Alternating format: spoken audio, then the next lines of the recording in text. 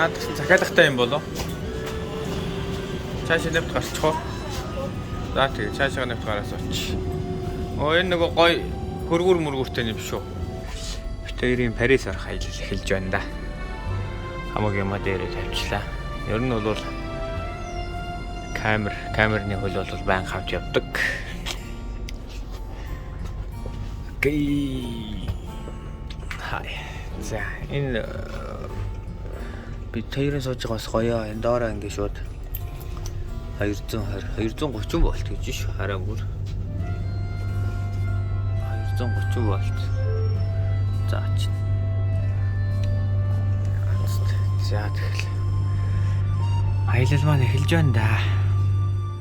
За охин бит хоёр бол өөрсдийнх амьдардаг хот болох Чех улсын Хавлышгүй бороод хотоос галтэргийн цугаад Праг дээрээд Прагаас энэ цагаан машин суугаад Парисын зүг хөдөлсөн байгаа. Ер нь бол нэлээд олон хүмүүстэй хамт энэ машин дотор аялсан гэсэн үг.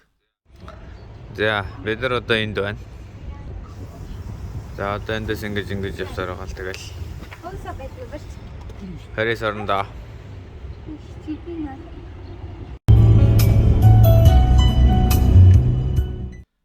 Францад хурдны зам нь бол төлбөртэй.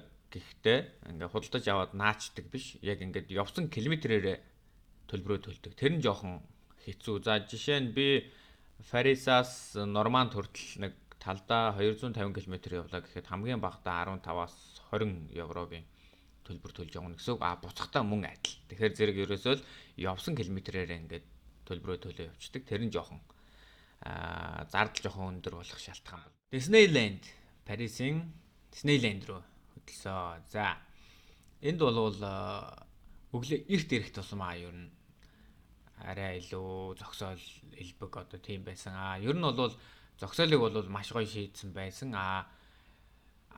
Зогсоолын хувьд бол бүтэн өдөр зогсоход 30 еврогийн төлбөртэй. За Disneyland-ийн гадаах зогсоол дээр ирж байна. Энэ зогсоолыг бас янзын шийдэжээ. Бүгдийн саравчтай. Тэгээ ерөөсө хүмүүс нэг ингээл машинуудаа эхнээс нэг ингээл өглөө ирснээс нь ахгуулаад шахаал ингээл зогсоод юм байна. За би бол өөрөө Disneyland орох зорилгогүй цаашгаа Нормандын эрэг орж үзэх сонирхолтой явсан учраас Disneyland-д энэ удаа ороогүй. Хамт явсан хүмүүс маань бол Disneyland-д ор тоглосон байгаа. За Disneyland-ийн хувьд бол төлбөрийн хувьд бол хүний дунджаар нэг 90-100 еврогийн хооронд байсан. Гэхдээ урьдчилаад онлайнаар захиалж аваад тэрийгэ шалгуулад орчих хэрэгтэй юм байлаа. Ер нь тэгээд бүтэн өдөржин бол яг энэ Disneyland-д тоглоход бол үнэхээр гоё байсан гэж хамт явсан аялагчд маань хэлжсэн. Тэгэхээр ямар ч байсан Disneyland-ийг бол дараагийн удаа ямар ч байсан заавал орж үзэх баха. Францын баруун эрэг Норманд гэдэг газарын одоо дээр нэг сүм байгаа. Тэр сүм дээрээс харахаар зэрэг далай тэгээд нэг гоё хадан хэсэн харагддаг. Одоо тэр хэсгийг харахаар явна да. Нэлээд олон цаг авах гэж ирлээ. За бидний яг одоо ирж байгаа газар бол Этратат гэдэг энэ газар байна. Нормандын эрэг дээр байгаа яг энэ газар байна. Этратат. Одоо энийг л бид нэр яг энэ хавьд нэг юм сүм байгаа энэ хавьд. Тэгэхээр тэндээс л ингэж харах гээд байгаа шүү дээ. За одоо яг энд нөгөө нэг Нормандын эрэгд болсон нөгөө нэг 6 сарын 6-нд 44 оны болсон нэгдсэн улсын цэргүүдийн бууж байгаа хэсэг. Энэ нөгөө яг энэ бол нөгөө нэг цэрэг райныг аварсна гэдэг дээр гардаг одоо нөгөө ийм завин дотор сууж байгаа лонгонгууд ингээл өөдөөс нь бууд алгаллаад байдаг. Яг тэр одоо хэсэг чи ерөөсөө яг энэ үхэнд байгаа гэсэн үг. Гэтэ яг энэ байгаа энэ Этратат гэдэг хаднаас бол жоохон зайтай 50-60 км байсан баг шүү.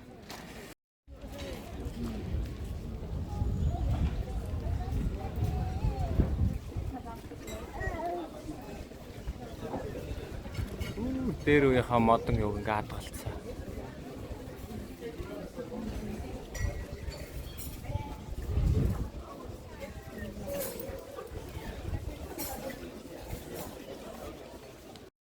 За одоо ингээл далайн иргэн шууд зөөлөн юм салхи шууд салхиж эхэлж байна.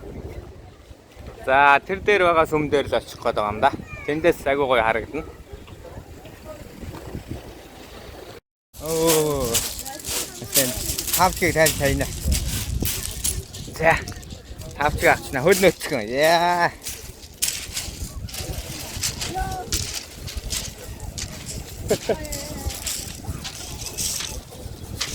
Ганц байна.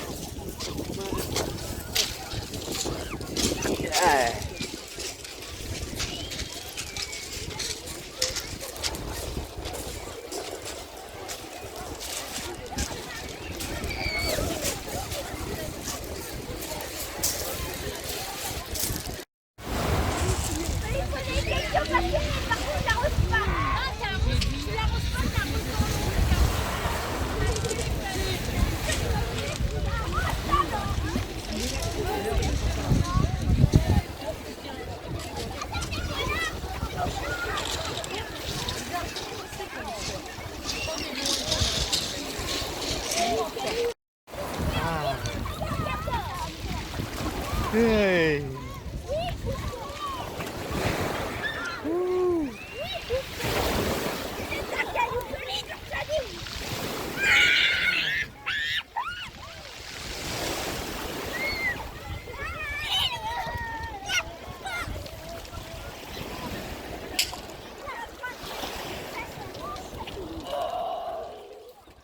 Далайн эрэхт байрлах этретат яг энэ хадыг үзэх гэж жуулчид угаасаа энд ирдэг. За тэгэхээр энэ этретат гээд хад байгаа энэ хот маань бол өөрөө 2017 оны байдлаар бол 1291 хүн амтай байсан ийм жижиг хот юм байна. Ер нь бол Францынхаа баруун хойд хэсэгт Нормандийн бүс нутагт байдаг газар тариалангийн бүс нутаг мөн гол бас одоо амжиргааны их үсвэр нь бол энэ аялал жуулчлалаар мөнгө олдог ийм хот байна. За далайн төвчнөөс ер нь бол нэг 70 м орчим өндөр өргөгдсөн ийм хадан хясаануудтай байдаг юм байна. За зарим хэсгэрээ бол бүр 90 м ч хүрдэг ийм өндөр. Тэгээ ер нь бол ийм 3 одоо нуман ийм өндөр ийм хаалган ийм хадан хясаа байдаг. Тэгээд энэ бол ерөөсөө яг маш олон зохиол, кино одоо гарч дүрслэгдсэн ийм хэсэг учраас зэрэг хүмүүс энд зорж ирдэг. За би ч гэсэн энэ Норманд руу бол ер нь очиж үзхийнсэн гэж бодоод л байдаг байсан. Бас нөгөө цэрэг райныг аварсан гэх кинон дээр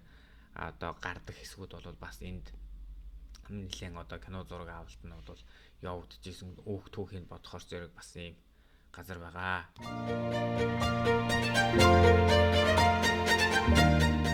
За нөгөө Нотр-Дам шатсныхан дараа сэргээн босголт явагдаж байна.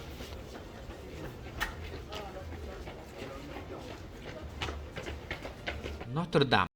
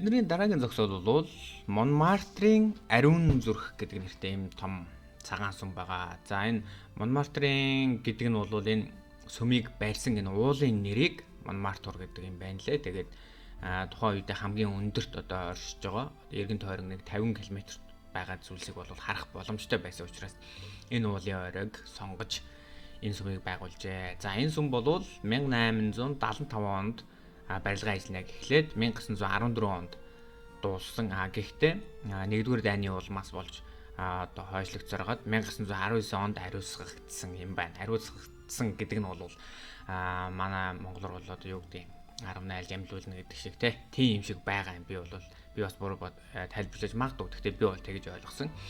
За бас заримдаа бол Маригийн ариун зүрхний сүмч гэж бас нэрлэдэг байгаа. Тэгээд яг тогтсон нэр нь бол Монмартрын ариун зүрх гэж л ерөнхийдөө хүмүүс бол ихтэй хэлдэг юм байна лээ. За тухайн сүм рүү оруулахад бол гадаа шалгах хэсэгт бас 2-3 хүн зогсоод таныг ингээд цүнхэн дотроо юу орж байгаа энэ төрийг бол шалгана. За мөн өглөөгөр очиход бол ингээд яг мөрөглийн үйл явцыг бол та харж болно. Хүмүүс энд эрд залбирж ингэж бас өглөөг өнгөрөөд юм байна лээ.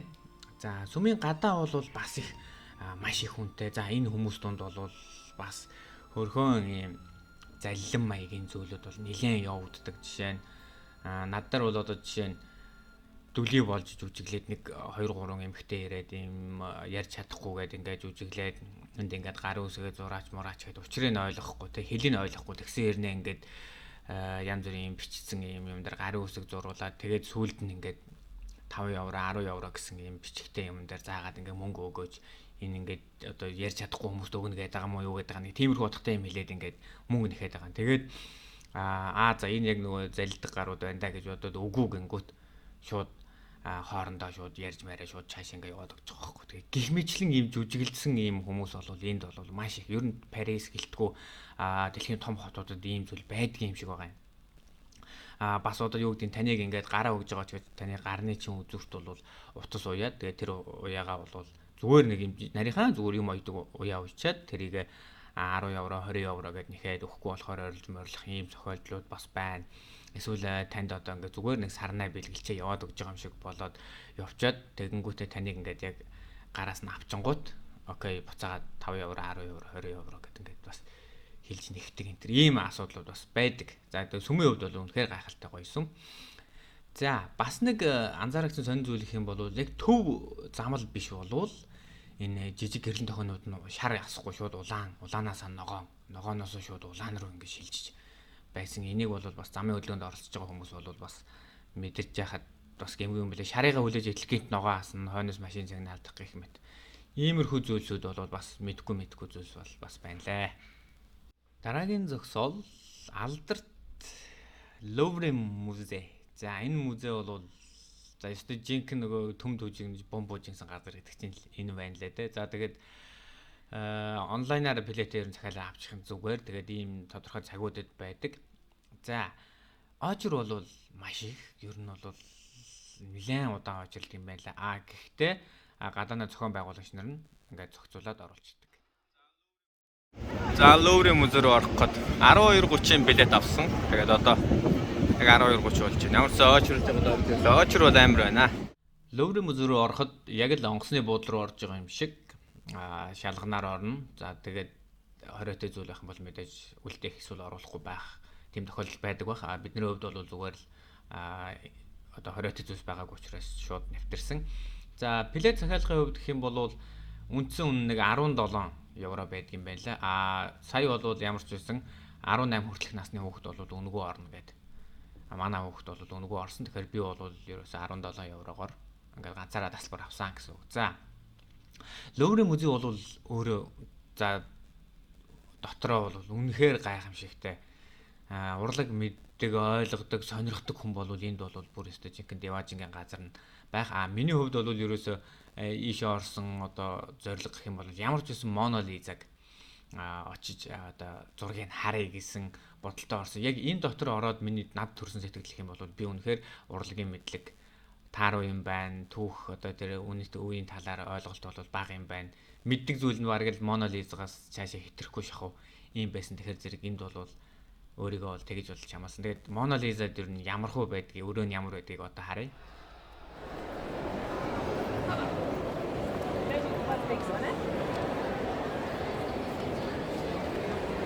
España dame ofa, España będzie ofa, ale raczej.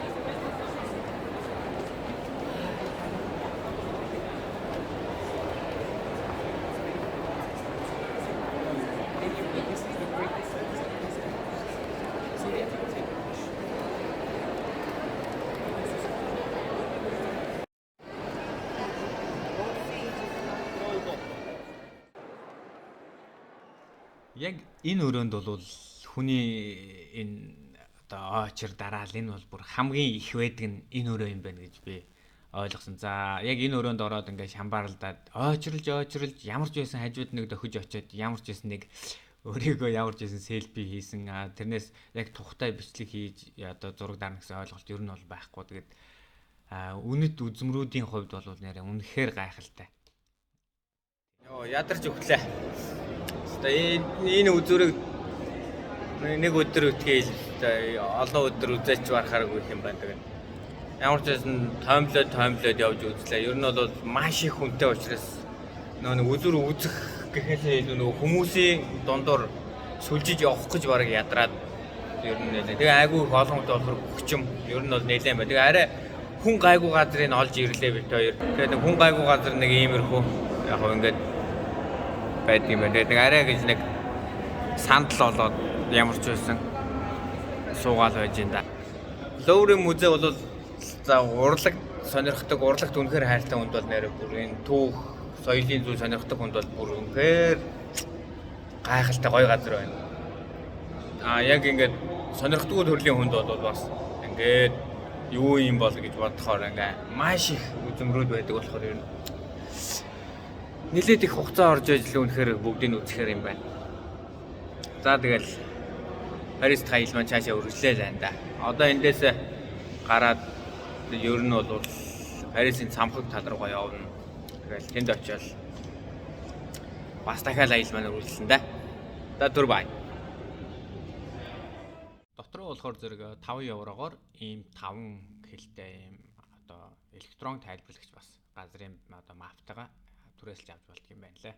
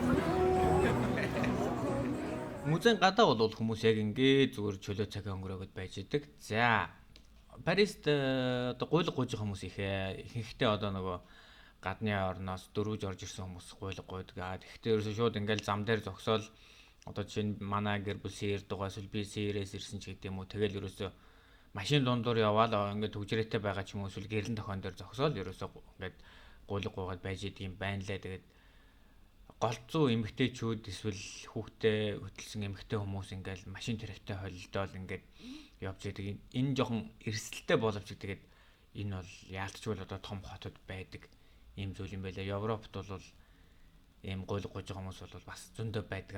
За эндээсээ цаашаа бид нар бол ялалтын хаалганы хажуугаар гараад шилэн Парис гэж одоо хүмүүс нэрлэдэг. За зарим нь бол модерн Парис ч гэдэг, шинэ Парис ч гэдэг тэр зүг рүү явсан. За энэ өргөн зам бол бас нэлийн эвгүй. Ямар нэгэн одоо тусгаарлах зурус байхгүй хэрнээ бараг 8 одоо хэдэн чигнээ одоо машинууд яваад байгаа юм. Ингээд тэгээд бүр нарны цацраг шиг тал дэшээ гарч ин. Энэ бол бас нэлийн бид нар өөрсдөө бол эр зөргийн уул зургийг нэр өгчээд энэгээр бол гарч явж ирсэн. Ер нь замын хөдөлгөөн бол Парист бол бас нэлийн хэцүү эвгүй моциклтэй хүмүүс бол ялангуяа бүр хажуугаар ямар ч дохио сигнал мэдэгдэхэн байхгүй ерөөсөө маш ойрхон маш хурдтай өнгөрдөг. За тэгээд явсаар гад шилэн Париста ямар ч үсэн бүгдээрээ ирцгээсэн. Энд бол яг орчин үеийн сүүлийн үеийн одоо барилгуудаа нэг доор ингээд бариад худалдааны төвөд одоо нэг доор ингээд байрлуулсан байна гэж би бол ойлгосон. Цөөхөн дэлгүүрүүд онгорхоо байсан. Яагаад тэгэхээр бүтэнсэ өдөр бол тэр чигээр амралтын өдөр байдаг юм байна лээ. Ер нь Европ, Германд ч гэсэндээ бас бүтэнсэ өдөр том худалдааны төвүүд ч гэсэндээ амарчдаг. Ингээ ийм одоо системтэй байдаг юм байл шүү. Энийг бас анхаараарай. Тэгэхээр бүтэнсэ өдөр бол та дэлгүүр хэсгэж байгаа бол баг ер нь их дэлгүүрүүд нь хаалттай байх юм магадaltaй. Бид нэр хоол унд хайгаад бас нэлээд цаг авсан. Хоол ундны яг тийм рестораны зүйл бас ховор байсан. Ягаад тэгэхээр мэдээж бүтэнсэ учраас тэрнтэй бас холбоотой байсан гэж магадгүй. Тэгээд олдож байгаа хоол нь бол ихэнхдээ л нөгөө бүргэр эсвэл пицца.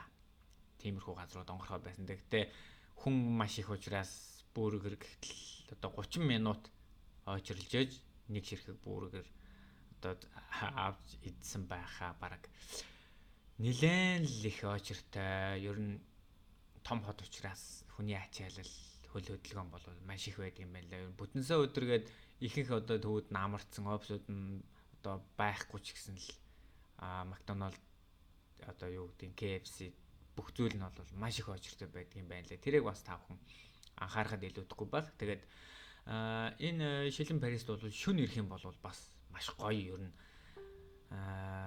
бүгд одоо гэрлэн чимэглээ асаацсан байдаг учраас шөнийх нь үзэмж бол бас их гоё байдаг юм байна лээ шүү. Энийг та бүхэнд хэлье. За эндээсээ бид нэр яг чигээрээ одоо Парисын гол үзэм рүү болох Эйфелийн самхаг руу бид нэр явсан. Эйфелийн самхаг руу бол машинтайгаа дөхөж очиод доор нь аль болох дөхөж очиод зогсъё гэсэн ингээд плетэ аваад бид нар дээшээ гарсан байгаа.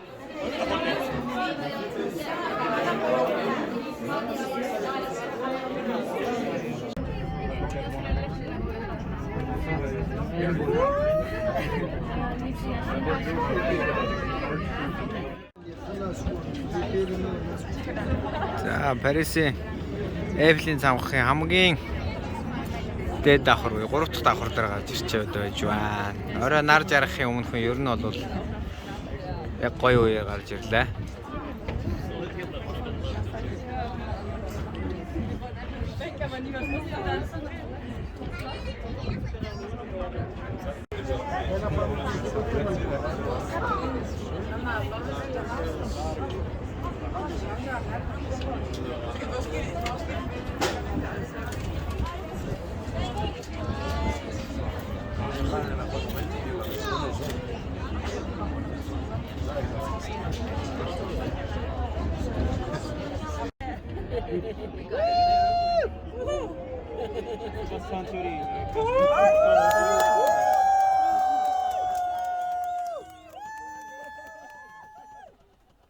Яг цэлмэг өдөр нар жаргах акшн гэн Эйфелийн самхаг дээрээс харна гэдэг бол бас энэ Парист ирж байгаа хүмүүсийн хувьд бол маш гоё зүйл байдаг юм байна лээ. Энд бас л хөөрхөн одоо урд хэсэгт нь аштайхан байрал авчих гал бас үзэлцээл ингээл бөө юм бас хөөрхөн тэнцэн тэмцэл болж исэн. За тэгээд яг Эйфелийн самхаг дээрээс Монгол улсын нийслэл Улаанбаатар хүрэхэд бол ийм километр байна гэдэг одоо улс улсынхын нийслэлийг нь бол бичсэн ийм хэсэг байдаг. За тэгээд нар жарахыг Эйфелийн самхагийн орой дээрээс харчаад буцаад буусан. Ингээд бол ерөнхийдөө манай аялал үндсэндээ бол шовдрох тал руугаа орж байгаа. Тэгээд бид нарыг очиход цаг агаар үнэхээр гоё байж таарсан. Тэгээд яг нэг цаг болоод Парисын одоо Эйфелийн самхаг маань ингэж гоё гялалцдаг. Тэгээд энэ үзүүлбэрийг үзснээр бол бидний аялал үндсэндээ яг дууссан. За тэгээд шууд шөндөө буцаад Чех улс руугаа манай аяллийн баг бол буцаад хөдөлсөн байгаа. Ер нь бол Парист ирж байгаа бол та мэдээж Эйфелийн самхаг дээр гарах хэрэгтэй гэж би танд хэлэх байна. Ялангуяа цаг агаар сайхан байвал Эйфелийн самхаг дээрээс нар жарахыг харна гэдэг бол бас үнэхээр гоё гайхалтай мэдрэмж надад санагдсан. Ингээд энэ удаагийн Чех улсаас Парис руу аялсан аяллаа маань бяцхан тэмдэглэл влог инхүү өндөрлөж байна. Дараагийн бичлэгээр уулзцгаая. Түр бай.